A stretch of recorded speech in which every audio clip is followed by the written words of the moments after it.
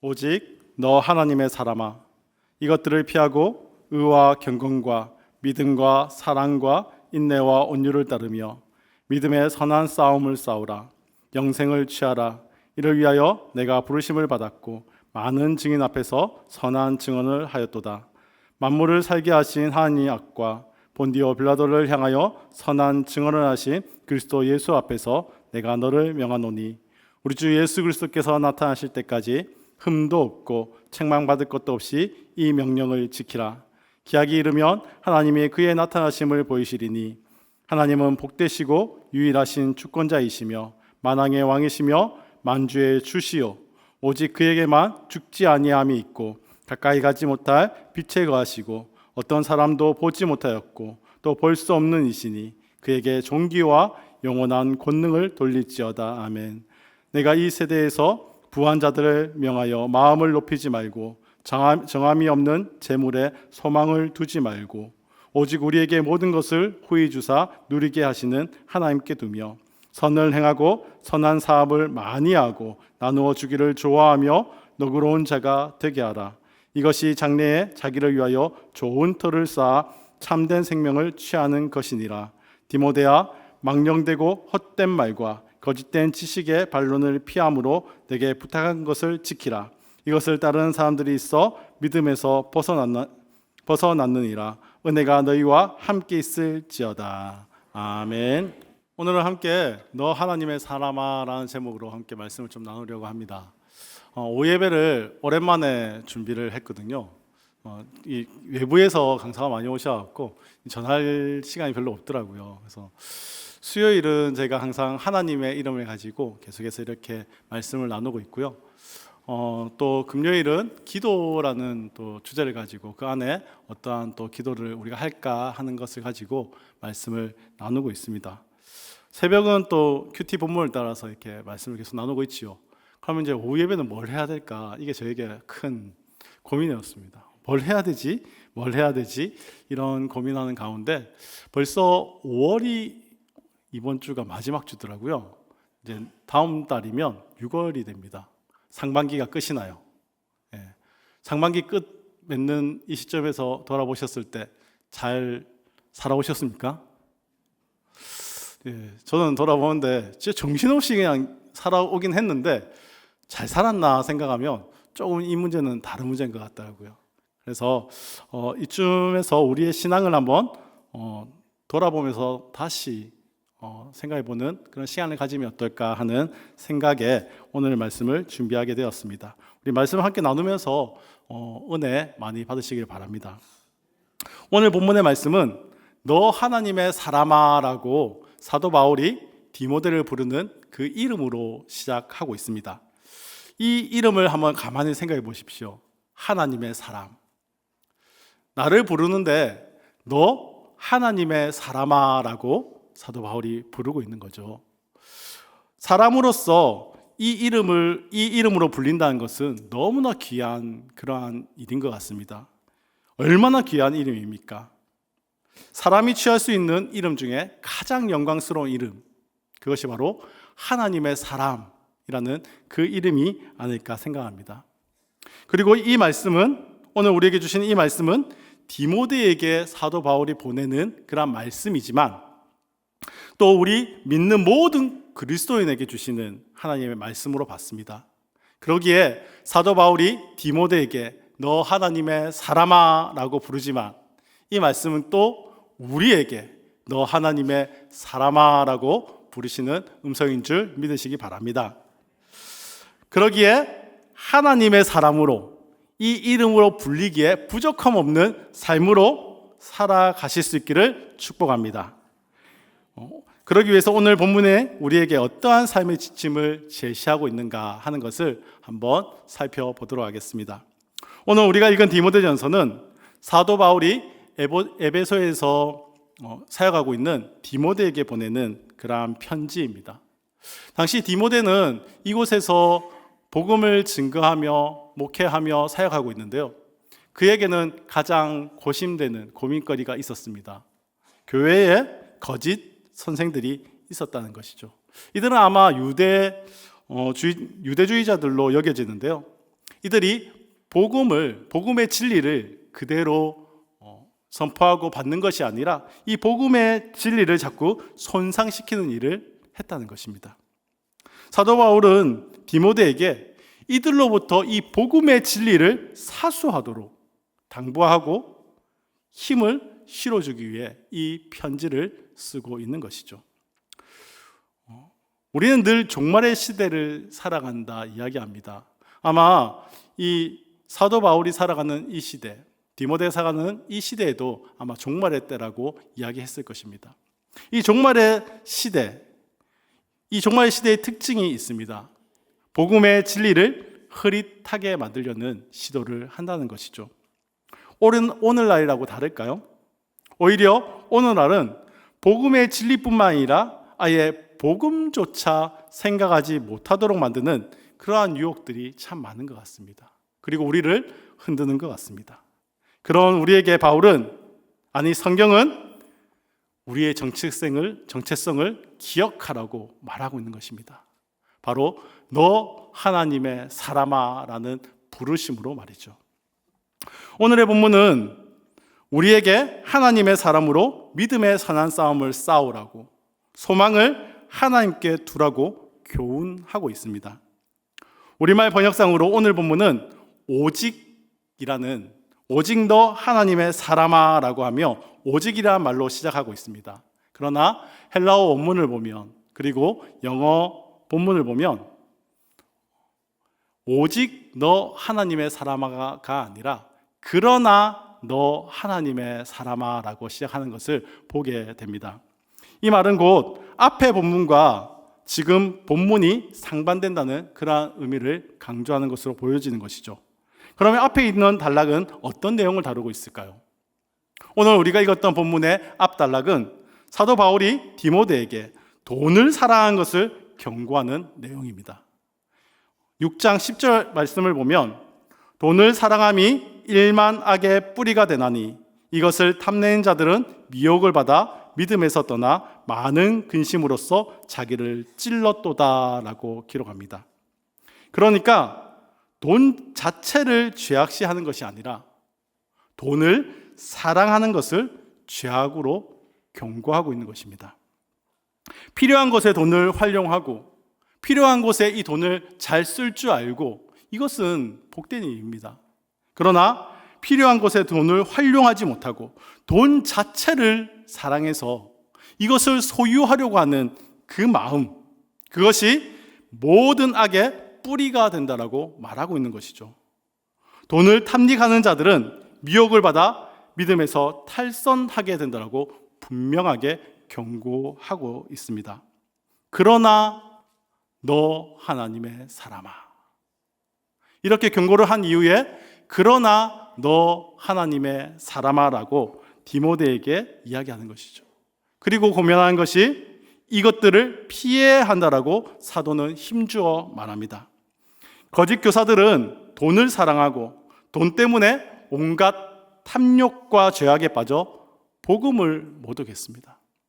하지만 넌 하나님의 사람이야. 그러니 너 하나님의 사람 디모데야. 너는 그러한 것들을 멀리해야 한다라고 말하고 있는 것이죠. 사도는 지금 영적 아버지의 심정으로 디모데에게 돈 때문에 생기는 온갖 죄악들을 피하라고 권면하고 있습니다. 일반적으로 사람은 돈에 대한 집착이 매우 강합니다. 고대나 현대나 누구나 할 것 없이 그렇지 않을까요? 돈 싫어할 사람이 있을까요? 돈 가지기 싫어서, 내가 소유하기 싫어서 다 나눠져 버리는 그런 사람이 있을까요? 누구나가 돈을 많이 소유하고 싶어 합니다. 성도라고 해서 예외는 없습니다. 돈을 많이 가지고 있어야 사람은 안정감을 느끼기 때문이에요. 너무 안타깝지만 돈을 많이 가지고 있어야 안정감을 느끼는 존재가 바로 불쌍한 우리 인생들이라는 것입니다. 그런데 바울은 돈을 사랑하지 말라는 권면으로 그치지 않습니다. 하지 말라. 그러면 어떻습니까? 하고 싶잖아요. 아이들을 보면 더 그렇습니다. 우리가 다들 아이를 키워보셔서 아시지만 아이가 자라가면서 고집 부릴 때가 있습니다. 너무 자기가 하고 싶은 것. 그런데 이건 너무 나쁜 거예요. 그래서 이것을 시켜주고 싶지 않아요. 그런데 고집을 피워요. 그러면 어떻게 할까요? 이때 제일 효과적인 방법이 뭘까요?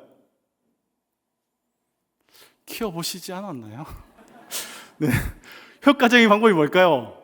다른 것으로 유혹하는 거예요. 네. 이걸 막 하고 싶은데 다른 것으로 이게 더 좋아. 근데 보면 괜찮아 보이면 혹 하거든요. 그래서 이게 아니라 이쪽으로 돌이킨단 말이에요. 네. 우리 인간에게는요, 자꾸 집착하고 소유하고 싶어하는 그러한 마음들이 있다는 겁니다. 그런데 이것을 다른 것으로 돌려서 그 관심을 바꾸어 버리는 것이죠. 바울이 지금 그 일을 하고 있는 것입니다. 어떤 일을 율법적으로 무조건 금지하게 하고 못하게 하는 것이 아니라 영적인 일이 더 좋다고 하며 그것에 집중하게 만드는 것입니다. 그래서 사람이 가지는 그 소유욕 자체를 없애는 것이 아니라 그 소유욕을 거룩한 것으로 돌리게 만드는 것이죠. 왜냐하면 사람은 소유함으로 자기의 존재의 안정감을 느끼기 때문입니다. 사도는 지금 돈에 대한 소유욕을 다른 것으로 향하게 하고 있습니다. 돈을 소유하는 것보다 의와 경건과 믿음과 사랑과 인내와 온유를 따르는 것이 더 훨씬 이득이라고 힘주어 본문에서 말하고 있습니다.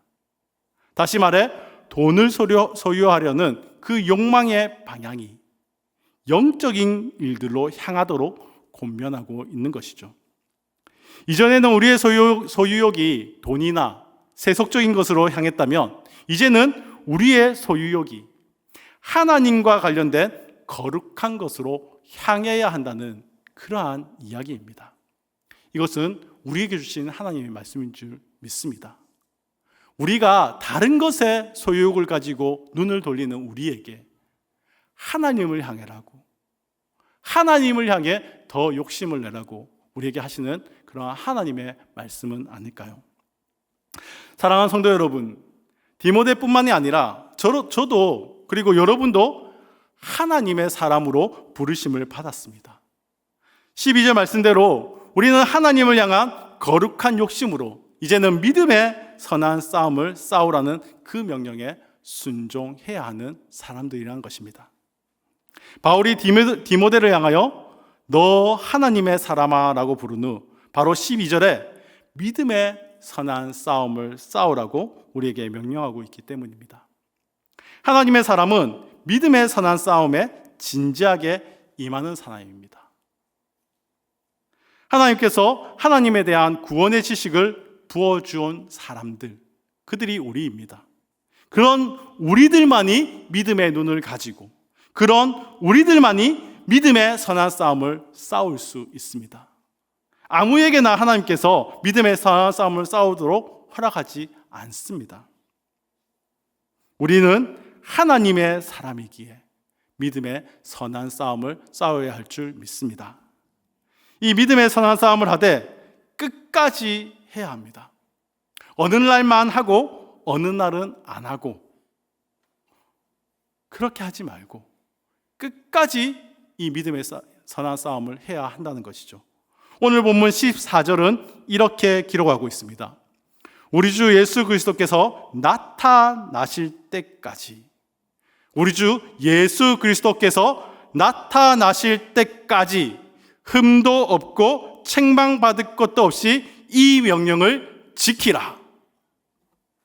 이것은 다른 말로 예수님께서 다시 오실 때까지 하나님께서 허락하시고 이끄시는 선한 싸움을 멈춤 없이 계속해서 해 나가라는 것입니다. 하나님의 사람은 다시 오실 예수님을 기억하며 기대합니다. 세상 사람들은 예수님을 믿지 않기에 다시 오실 예수님에 대한 기대도 없습니다. 두려움도 없습니다. 우리에게 천국에 대한 소망과 예수님에 대한 소망을 주신 것은 하나님의 선한 싸움을 위해 부르심을 받은 거룩한 백성이라는 증거가 되는 것입니다. 그렇게 하나님께서 주신 거룩한 소명을 따라 우리는 예수님을 바라보며 예수님의 재림의 때를 기다릴 필요가 있는 것입니다. 중요한 이야기입니다. 예수님을 바라보며 기다려야 한다는 것입니다. 무슨 말이냐? 자신의 소망을 하나님께 두라는 것이죠. 오늘 말씀 17절은 이렇게 말합니다. 내가 이 세대에서 부한 자들을 명하여 마음을 높이지 말고 정함이 없는 재물에 소망을 두지 말고 오직 우리에게 모든 것을 구히 주사 누리게 하시는 하나님께 두며. 세상에 속한 사람은 세상을 의지합니다. 재물을 의지합니다. 그러나 하나님의 사람은 온 세상의 주인이며 가장 부유하신 하나님을 소망합니다. 그래서 때로 을을 위해 우리가 내려놓을 줄도 알고 선을 위해 우리가 양보할 줄도 알아야 한다는 것이죠. 우리의 소망은 이 땅에 있는 것이 아니라 오직 하나님께 있기 때문입니다.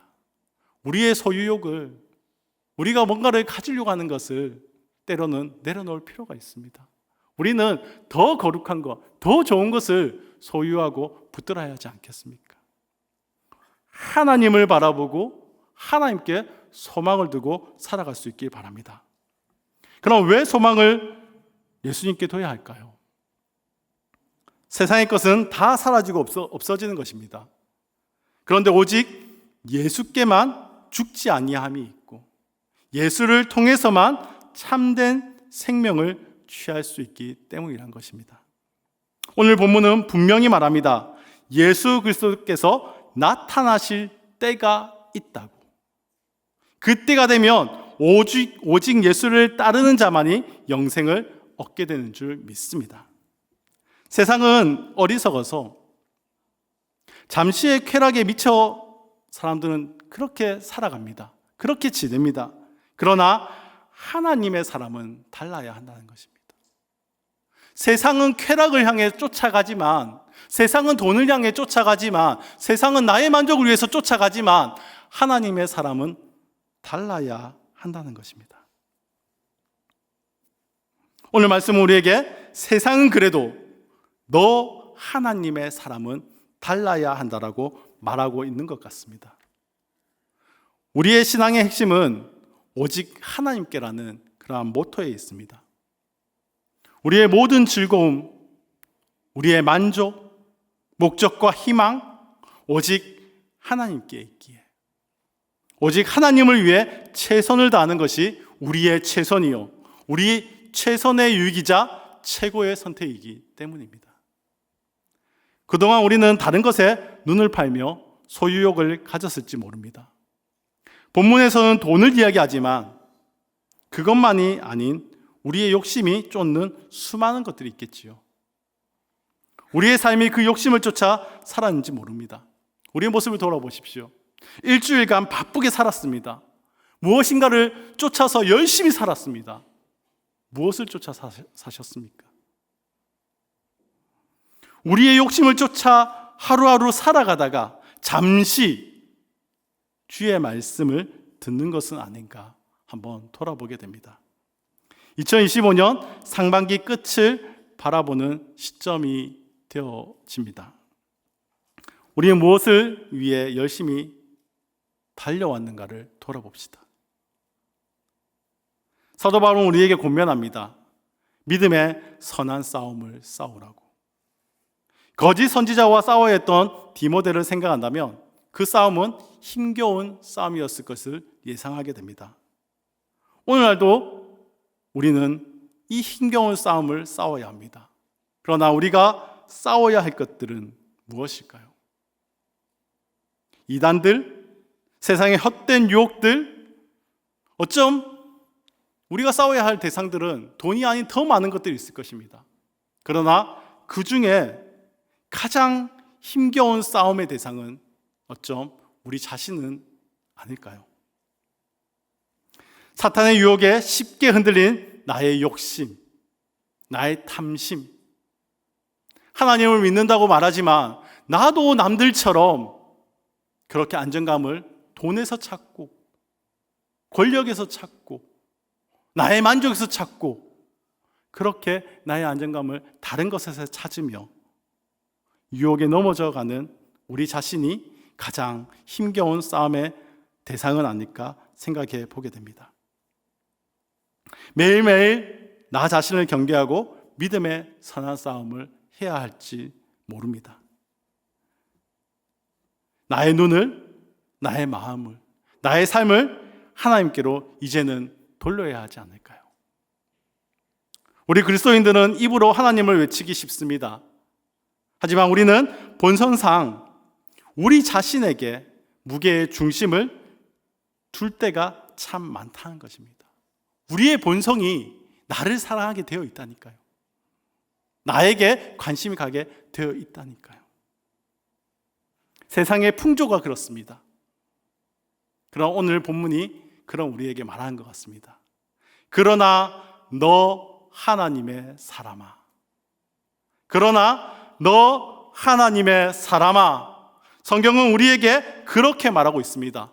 너 하나님의 사람아, 세상의 풍조를 피하라고. 하나님의 사람은 따라야 할 게 다르다고. 그래서 그러나라고 시작하고 있는 것입니다. 사람들은 이렇지만, 세상은 이렇지만, 그러나 너 하나님의 사람아. 오늘의 말씀처럼 오직 하나님께 그 소망을 두며 믿음의 선한 싸움을 성실하게 감당해 나갈 때 그 최종적 목적지에도 우리가 최고의 기쁨과 영광, 최고의 은혜들을 누리게 될 것이요. 또 우리가 그 목적지까지 가는 그 과정에서도 하나님께 주시는 위로와 기쁨, 축복과 은혜를 누리게 될 것입니다. 사랑하는 성도 여러분, 송명희 시인이 그런 고백을 한 적이 있습니다. 나 남이 없는 것이 있다라고 말이죠. 남이 못 본 것을 보았고, 남이 듣지 못한 것을 들었고, 남이 받지 못한 사랑을 받았다고 고백했습니다. 왜일까요? 송명희 시인은 하나님을 만났기 때문입니다. 그리고 하나님에 대한 강한 확신이 들었기 때문입니다. 나는 하나님의 사람이지. 왜냐하면 하나님은 하나님의 사람에게만 이것을 주시는 특권을 누리기 때문입니다. 우리는 하나님의 사람입니다. 하나님의 사람은 소속 자체가 다릅니다. 세상과 같지 않습니다. 그러니 세상의 풍조를 쫓는 것이 아니라 오직 하나님만 바라보며 믿음의 눈으로 살아야 합니다. 하나님과 함께 믿음의 선한 싸움을 하며 살아야 합니다. 왜냐하면 우리의 삶은 두렵고 떨리는 가운데 하나님을 만나기 위한 준비의 시간이기 때문입니다.